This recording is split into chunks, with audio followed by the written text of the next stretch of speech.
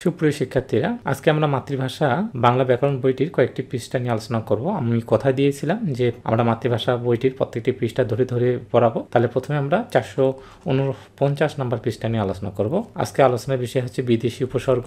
এই বিদেশি উপসর্গগুলো খুবই পরীক্ষায় আসে, কিন্তু প্রথমে আমাদের জানতে হবে যে বিদেশি উপসর্গের সংখ্যা কিন্তু এখনো নির্ণীত হয়নি, অর্থাৎ নির্ণয় করা সম্ভব হয়নি। এই বিদেশি উপসর্গগুলো কয়েকটি ভাগে আমরা ভাগ করেছি। প্রথমে আমরা ফার্সি উপসর্গগুলো মনে রাখবো, কিন্তু ফার্সি উপসর্গগুলো আমরা মুখস্থ করে শিখতে চাই না, আমরা শিখতে চাই চমৎকার কিছু কৌশলের মাধ্যমে। তাহলে আসুন ফার্সি উপসর্গগুলো আমরা প্রথমে কৌশল 1 নাম্বার এবং কৌশল 2 নাম্বার, অর্থাৎ দুইটা কৌশল দিয়ে আমরা শিখতে চাই। তাহলে চমৎকার দুইটি কৌশল আমরা বলে দিব, যে কৌশল দুটির মাধ্যমে আপনি খুব চমৎকার ভাবে হাসতে হাসতে এই ফার্সি উপসর্গগুলো শিখে ফেলবেন। দেখুন, প্রথম, বর বসন্ত বদ কম না। কি বলেন, বর বসন্ত বদ কম না মানে? কারণ হচ্ছে এ কি করে, দর করে ফি দিয়ে নিমতলা থেকে বেহায়া মেয়েদের ভাড়া করিল। হায় রে হায়, এই বর বসন্ত পুরা বদ। কারণটা তো বুঝে গেছি। কারণটা কি, সে দর করে ফি দিয়ে নিমতলা থেকে বেহায়া মেয়েদের ভাড়া করে। তাহলে দেখুন কত চমৎকার একটি গল্প, বর বসন্ত। তাহলে বরের নাম কি? বরের নাম হচ্ছে বসন্ত। সে কিন্তু পুরা একটা বদ লোক। কারণ সে কি করে, দর করে ফি দিয়ে নিমতলা থেকে বেহায়া মেয়েদের ভাড়া করে। তাহলে কি অবশ্যই সে বদ না? তাহলে আপনি শিখে ফেলেন যে বর বসন্ত। তাহলে এখানে আমরা পাচ্ছি বর, বসন্তের পাচ্ছি বদ কম। এগুলোই হচ্ছে আমাদের কি ফার্সি উপসর্গ। আরেকটি কৌশল রয়েছে নানির দরকার 4টা ব। নানির দরকার কি? 4টা ব। তাহলে দেখুন, একটা নানির ছবি ব্যবহার করেছি। এই নানির দরকার ছিল কয়টা ব? 4টা ব। 4টা ব দিয়ে দিলাম। তারপর সে বললো যে না, আমার কম ফি হয়ে গেছে। তাহলে দেখুন কত চমৎকার ভাবে আমরা শিখে ফেললাম। এটা কি মনে রাখা কঠিন কাজ? একবারে সহজ। যে নানির দরকার, নানির কি দরকার? 4টা বয়ের দরকার। এই 1টা 2টা 3টা 4টা বয়ের দরকার। নানি বললো যে না, আমার কম ফি হয়ে গেছে। দেখুন এটা কিভাবে, নানির নাতে হচ্ছে না, নিতে হচ্ছে নিম। তাহলে নানিতে আমরা দুইটি ফার্সি উপসর্গ পেয়ে গেলাম। নানি, নাতে হচ্ছে নাই, আর নিতে হচ্ছে নিম। নানির দরকার, দর এবং কার, দুইটা পেয়ে গেলাম। তারপর 4টা ব, একটা ব দিয়ে শুধু ব, একটা ব দিয়ে শুধু বয় একার, একটা ব দিয়ে মনে রাখবো বর, একটা ব দিয়ে মনে রাখবো বদ। তারপরে একটা বয় শুধু ব, একটা বে, একটা বর, একটা আছে বদ। 4টা বয়ের দিয়ে আমরা 4টা ফার্সি উপসর্গ পেয়ে গেলাম। তারপর কি বলছে, যে 4টা ব পাওয়ার পর সে বলছে আমাদের কম ফি হয়ে গেছে। তাহলে নানির দরকার 4টা ব, তারপর নানি বলছে আমার কম ফি হয়ে গেছে। দেখুন এটা রিডিং পড়লে, যে একবার রিডিং পড়লে আপনি চমৎকার ভাবে মনে রাখতে পারবেন, কিন্তু মুখস্থ করলে আপনার উলট পালট হবে। যখন আরবি পড়বেন, ফার্সি পড়বেন, ইংরেজি পড়বেন, উর্দু পড়বেন, দেখবেন যে এলোমেলো হয়ে যাবে। কিন্তু আপনি মনে রাখবেন নানির দরকার কয়টা ব? 4টা ব। নানি বলছে কি আমার কম ফি হয়ে গেছে। দেখুন চমৎকার ভাবে আপনি ফার্সি উপসর্গগুলো এই চমৎকার কৌশলের মাধ্যমে মনে রাখতে পারবেন। তারপরে আমাদের কোনটা কি অর্থে ব্যবহার হয়, ফার্সি উপসর্গগুলো আছে পরীক্ষায় আসে। যে আমরা তো জানি যে না একটা ফার্সি উপসর্গ, নিম একটা, যে না নি, তা না নি, তা নাতে হচ্ছে না, আর নিতে হচ্ছে নিম। নানির দরকার, তাহলে দরকার। নানির কি দরকার? নানির দরকার হচ্ছে 4টা বয়ের, এই যে 4টা ব। একটা ব দিয়ে শুধু ব, একটা আছে বে, একটা আছে বর, একটা আছে বদ। নানির দরকার 4টা ব, কিন্তু নানি কি বলছে, আমার কম ফি হয়ে গেছে। এই হচ্ছে আমাদের ফার্সি উপসর্গগুলো। এখন কোনটা কি অর্থে ব্যবহার হয়? তাহলে আমরা সাধারণত পড়ি কিভাবে, না না, না মানে না না না, নেই নেই নেই, নয় নয় নয়, নিম নিম নিম, অর্ধেক অর্ধেক, নিম্নি অর্ধেক অর্ধেক, আশিক আশিক। এটাই ভাবে পড়লে আপনি কখনোই মনে রাখতে পারবেন না। একবার চ্যালেঞ্জ, মনেও যদি রাখতে পারেন কিছুদিন পর ভুলে যাবেন। তাহলে কিভাবে পড়তে হবে, অর্থাৎ কোন উপসর্গ কি অর্থে ব্যবহৃত হয়, এটা যদি আপনি শিখতে চান তাহলে আপনাকে কিছু কৌশল শিখিয়ে দিচ্ছি। দেখবেন যে আপনি চমৎকার ভাবে শিখবেন। পড়াশোনা পুরোটাই হচ্ছে আপনার কৌশল। যত কৌশল দিয়ে পড়বেন তত পর আপনি মনে রাখতে পারবেন। দেখুন, তার চেয়ে আপনি এইভাবে মুখস্থ না করে আপনি এইভাবে পড়েন। নাবালক, নারাজ এবং নামঞ্জুর। তাহলে দেখুন, না মঞ্জুর। নাবালক একটা ছেলে একটা ইয়ং মেয়েকে প্রেমের প্রস্তাব দিল। নাবালক একটা ছেলে কি করলো, একটা ইয়ং একটা মেয়েকে, যুবতী একটা মেয়েকে কি করলো, প্রেমের প্রস্তাব দিল। মেয়েটা কি হলো, নারাজ হয়ে গেল, মানে রাজি হলো না। তারপর কি হলো, নাবালক মানে কি? নাবালক মানে কি? বালক নয়, অপ্রাপ্ত শিশু, অপ্রাপ্তবয়স্ক, অর্থাৎ প্রাপ্তবয়স্ক নয়। তাহলে না শব্দের অর্থ কি? তাই এখানে আমরা শুধু দেখবো বালক। তাই বালকটা কেমন? বালকটা হচ্ছে নয়। কেমন নয়? বালক নয়। তা বালক নয় মানে কি? অপ্রাপ্তবয়স্ক। অপ্রাপ্তবয়স্ক মানে কি? ছোট শিশু। তাহলে ছোট একটা শিশু যদি কোনো একটা যুবতী মেয়েকে প্রেমের প্রস্তাব দেয়, সে নারাজ করবে না? অবশ্যই রাজি হবে না। নারাজ মানে কি? রাজ মানে রাজি। রাজ মানে কি? রাজি। তাই রাজির সাথে না, তা রাজি নয়। আচ্ছা, তারপর কি করলো, এটা আদালতে গেল। আদালতে জজ সাহেব কি করলো, না মঞ্জুর করলো, মানে এটা অনুমোদন দিল না। মঞ্জুর মানে অনুমোদন, আর না মানে নয়। তার মানে এখানে কিচ্ছু না। না যে না অর্থে বা নেই অর্থে ব্যবহার হয়, এটা কি আমাদের আলাদা করে মুখস্থ করার প্রয়োজন আছে? আমরা এমনিতে মনে রাখবো নাবালক। আরে নাবালক মানে কি? আমরা ভাবি এই ছেলে, নাবালক ছেলে, তুমি আসছো কথা বলতে, বলি না নাবালক ছেলে, মাথা সব জায়গায় কথা বলো, মানে তুমি নাবালক ছেলে যাও, শিশু ছেলে তুমি যাও, এখান থেকে যাও, ঠিক না? আবার অনেক সময় নাবালক ছেলে তার নামে জমি হবে না, নাবালক ছেলে তার বিয়ে হবে না, ঠিক না? এরকম বলি না? তাহলে বালক নয়, তার মানে অপ্রাপ্তবয়স্ক মানে ছোট শিশু। নারাজ, নারাজ মানে কি? না মানে তো আমরা জানি, তার রাজ মানে কি? রাজ মানে হচ্ছে রাজি, এইটুকু শুধু জানতে হবে। রাজি, তাহলে রাজি নয়, রাজি নয় সেটা হচ্ছে অসন্তুষ্ট। তো এগুলো তো মুখস্থ করা যাবে না যে, তো যাই হোক এগুলো ধরে ধরে পড়ালে এগুলো কঠিন না, কোনটা কি অর্থে ব্যবহৃত হয়। কিন্তু যদি আপনার কৌশল না জানা থাকে তাহলে কিন্তু আপনি পারবেন না। আচ্ছা দেখুন, নিম, নিম অর্থ কি? অর্ধেক বা আংশিক। তা আমরা এগুলো আংশিক বা অর্ধেক এগুলো মুখস্থ করতে যাবো কেন? আমরা দেখি নিম রাজি, আপনি নিম রাজি শব্দ অর্থ বোঝেন, রাজি মানে তো রাজি, নিম মানে কি? আংশিক, তার মানে আংশিক রাজি, তার মানে পুরোপুরি রাজি নয়, অর্ধেক রাজি। তাহলে আপনি নিম শব্দের অর্থ অর্ধেক অর্ধেক বলার কি দরকার আছে? আপনি নিম রাজি, রাজি দি বলেন, রাজি মানে কি? রাজি। নিম মানে কি? তার মানে অর্ধেক, অর্ধেক রাজি। এই যে নিম খুন, তাহলে নিম, নিম খুন মানে কি? তাহলে খুন করছে, কেমন খুন করছে? নিম মানে অর্ধেক খুন করছে, মানে আংশিক হত্যা, মানে খুন করতে গিয়ে অর্ধেক হত্যা করছে, তার নিম মানে অর্ধেক, খুনের অর্ধেক, তাহলে খুন অর্ধেক, তাহলে নিম জ্ঞান, তাহলে জ্ঞানের অর্ধেক, তাহলে আধা জ্ঞান অবস্থা, ঠিক না? তাহলে দেখেন আমরা এইভাবে মনে রাখতে পারি যে একটা ছেলেকে কি করলো, একটা ছেলে একটা মেয়েকে প্রেমের কি করলো? প্রস্তাব দিল। মেয়েটা কি হলো? নিম রাজি হলো, অর্থাৎ পুরোপুরি রাজি হলো না, মানে হা বললো না, না বললো না, মাঝামাঝি রাখি দিল, ঠিক না? নিম রাজি, নিম রাজি মানে অর্ধেক রাজি, হাও না নাও না, এটা মাঝামাঝি যেটা। তো এই জন্য ছেলেটা কি রাগে গিয়ে মেয়েটাকে কি করলো? নিম খুন করলো, মানে আংশিক হত্যা করলো। যেমন তুমি অর্ধেক রাজি অর্ধেক নাও, এই জন্য অর্ধেক খুন করছে। এই কারণে মেয়েটা কি হয়েছে? অর্ধেক জ্ঞান হারিয়ে ফেলেছে, নিম জ্ঞান হারাইছে, মানে অর্ধেক চেতন অর্ধেক জ্ঞান হারাইছে। তাহলে এগুলো কি মনে রাখা কি কঠিন কাম? নিম রাজিতে নিম কি অর্থে ব্যবহার হয়? অর্ধেক বা আংশিক অর্থে, বুঝাই যাচ্ছে। রাজি, কেমন রাজি? নিম রাজি, অর্ধেক রাজি। কেমন খুন? নিম খুন, অর্ধেক খুন। কেমন জ্ঞান? অর্ধেক জ্ঞান। এভাবে আমরা এগুলো ধীরে ধীরে পড়িয়ে দিব, দেখবেন যে এগুলো সমস্যা নয়। আমরা আজকে আগে চেষ্টা করি যে আমরা উপসর্গগুলো আগে কৌশল দিয়ে শেখানোর চেষ্টা করি। দেখুন, আরবি উপসর্গ, আরবি উপসর্গগুলো মনে রাখবেন, এটা তো আরো সহজ। আরবি উপসর্গ মনে রাখবো। আরব দেশে খাস কামরায় আমজনতা গরমিল করে লাপাত্তা হয়ে গেল। কি হলো? আরব দেশে খাস কামরায়, এক ধরনের বিশেষ কামরা, রাজা বাদশাহদের কামরা।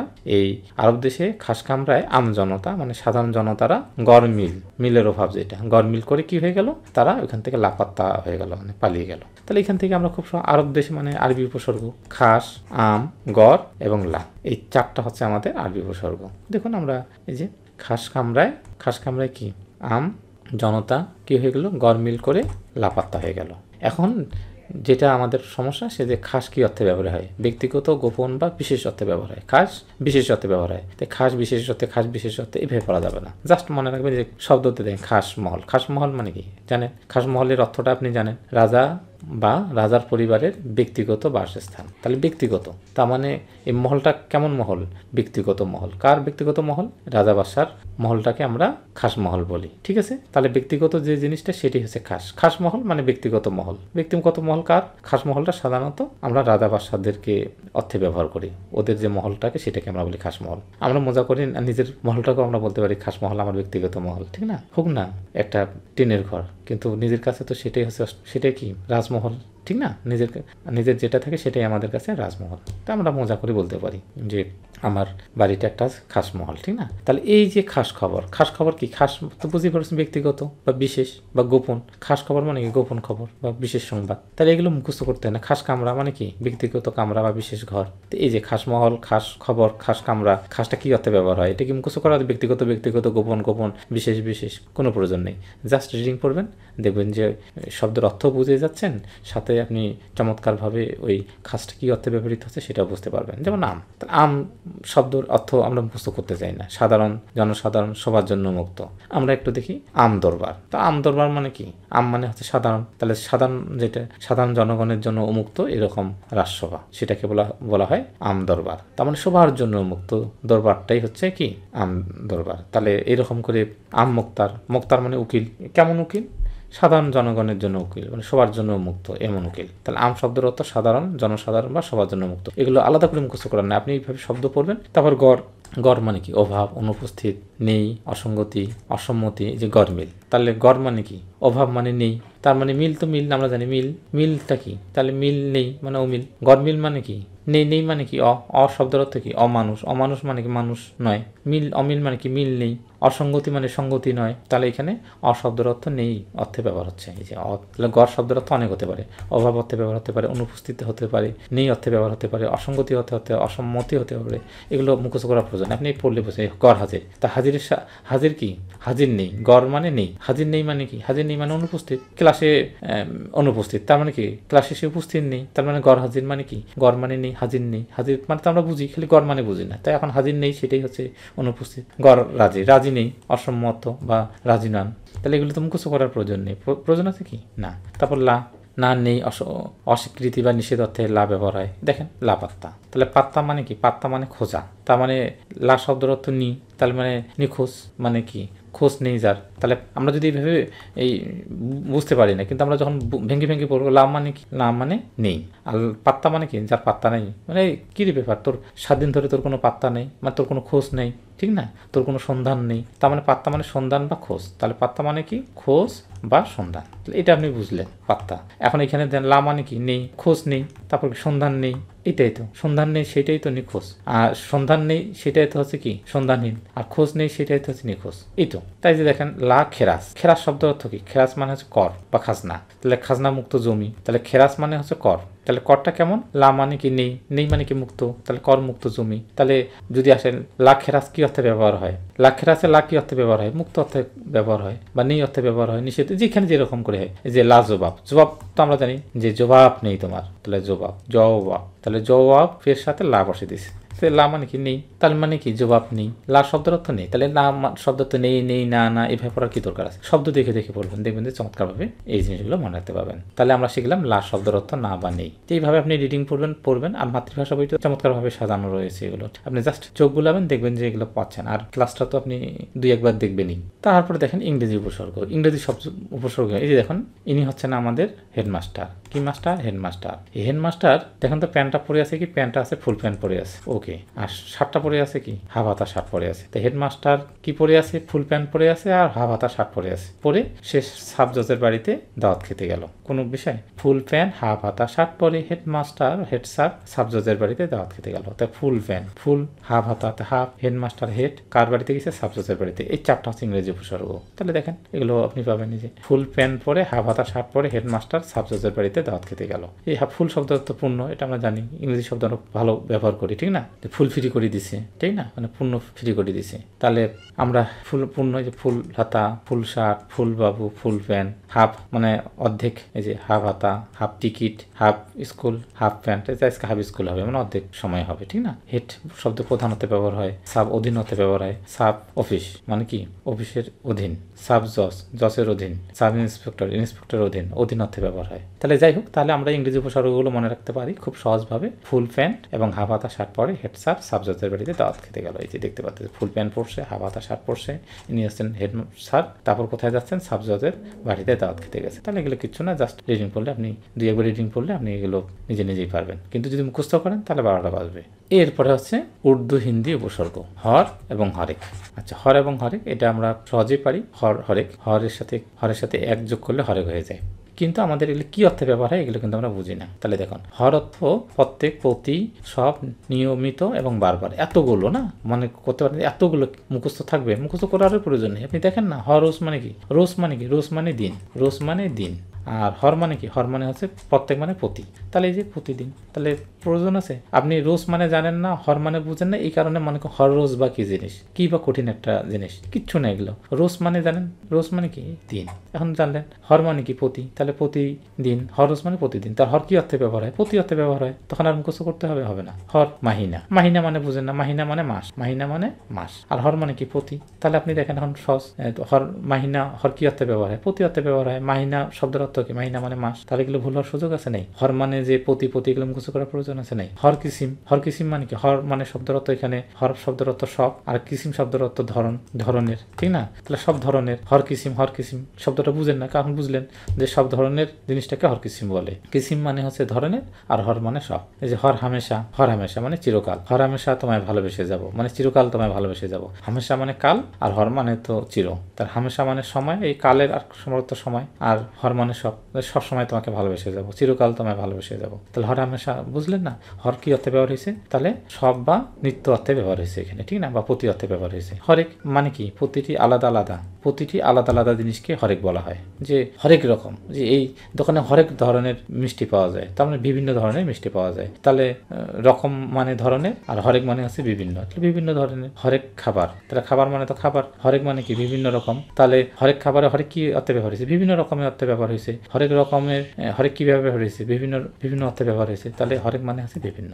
তো এগুলো জাস্ট মুখস্থ করার বিষয় না, রিডিং করবেন। মাতৃভাষা বইটা অসাধারণভাবে দেওয়া আছে। জাস্ট এটি মানে এমন একটি বই, এটা হাতে না পাওয়া পর্যন্ত বুঝবেন না এটা আলোড়ন সৃষ্টিকারী বই, ঠিক না। যে জিনিসগুলো মুখস্থ করে মনে রাখতে পারেন না সেই বিষয়গুলো এখানে। এখন দেখেন, আপনি যদি চান আমি প্রশ্নের সমাধান করব, দেখেন করেন কিভাবে। যে বাংলা ভাষায় ব্যবহৃত বিদেশি উপসর্গ আমরা তো নির্ণয় করা হয়নি, তাহলে অনির্ণেয়। এখন আরবি আছে, ফার্সি আছে, ইংরেজি পাইলাম, এগুলো নির্ণয় করা হয়নি, প্রতিনিয়ত এগুলো তৈরি হচ্ছে, এই কারণে এটা অনির্ণেয়। নাবালক আমরা শিখছি, নাবালকের না উপসর্গটি কোন ভাষা থেকে এসেছে? ভাষা থেকে এসেছে। তাহলে না আমরা তো জানি, ওই যে নানির দরকার, কি দরকার? 4টা বয়ের দরকার, 4টা বয়ের দরকার। আর নানি বলছে কমফি হয়ে গেছে, তাহলে যে এখানে নানি না আর নিম, এই যে না, তাহলে অবশ্যই এটা কি? আমাদের ফার্সি উপসর্গ। তারপরে কোন বিদেশি উপসর্গ? বিদেশি আমরা দেখি বিদেশি উপসর্গ কি? এই যে নিমফি, আমরা গল্পটা পড়ছি না, গল্পতে পড়ছি নানির দরকার কয়টা ব? 4টা ব। নানি বলছি কমফি হয়ে গেছে নানির, তাই নানির না আর নিতে হচ্ছে নিম। নানির দরকার 4টা ব, কিন্তু কম ফি হয়ে গেছে, কম আর এই যে ফি, এখানে ফি আছে, কম আর ফি, তাহলে এগুলো বিদেশি। আর বিদেশির মধ্যে যদি কোনটা এক জায়গায় বলে তাহলে ফার্সি। বিদেশি উপসর্গ এই যে নিম, ব, বর, পদ, বাজে, এগুলো কি? এই যে 4টা ব, একটা শুধু ব, একটা দি বর, একটা বদ, একটা হচ্ছে বাজ, তাহলে এগুলো কি? অবশ্যই বিদেশি। বদ মানে বদ কোন ধরনের উপসর্গ? তাহলে পাবে না কোন ধরনের? বদ অবশ্যই ফার্সি। ওই 4টা ব, 4টার মধ্যে বদ আছে। বর খেলা, বর কোন অর্থে ব্যবহার হয়? ফার্সি। তাহলে কোথায় ফার্সি আছে? এই যে ফার্সি। এই যে বেগতিক বে কি? 4টা বয়ের মধ্যে বে আছে না, অবশ্যই ফার্সি। এগুলো খুবই সহজ, এগুলো এখন পারবেন, এগুলো সব পারবেন, এগুলো না পাওয়ার কিচ্ছু নেই। লাপাত্তাল্লা, এই যে লাপাত্তাল্লা কি হয়ে গেছে? তাহলে আরবি থেকে। এই যে এবার আরবিগুলো চলে আসলো, আরবিগুলো গল্পটা আমরা জানি, আরবি দেশে বা আরব দেশে কি হয়েছে? আরব দেশে খাস কামড়ায় আমজনতারা গরমিল করে লাপাত্তা হয়ে গেছে, তাহলে লাপাত্তা হয়ে গেছে। লাজবাব, জবাব নেই, ঠিক না, লাজবাব মানে অসাধারণ। তাহলে আমরা এটাও পাচ্ছি, এটা আরবি উপসর্গ। তো এগুলো কিচ্ছু না, এগুলো দেখলেই পারবেন। প্রচুর পরিমাণ এমসিকিউ আমাদের দেওয়া রয়েছে, হ্যাঁ, প্রচুর পরিমাণ এমসিকিউ দেওয়া রয়েছে। এগুলো দেয়নি যে সব এমসিকিউ, এগুলো সব মাতৃভাষা বই, এগুলো সবগুলোই দেওয়া আছে। কত এমসিকিউ দেওয়া আছে, প্রচুর পরিমাণ এমসিকিউ দেওয়া আছে। তারপরে আমাদের খাঁটি বাংলা এবং তৎসম উভয় ক্ষেত্রে 4টা উপসর্গ আছে। এটা হচ্ছে সু আনিবি, সু আনিবি। এক মেয়ে বলতেছে তার বাবাকে, বাবা আমার জন্য সু আ নি বি, এই যে সুয়ের আমরা ছবি দিয়েছি, সু আ নি বি, এই 4টা হচ্ছে খাঁটি বাংলা পাওয়া যায় এবং তৎসম উভয় ক্ষেত্রে পাওয়া যায়।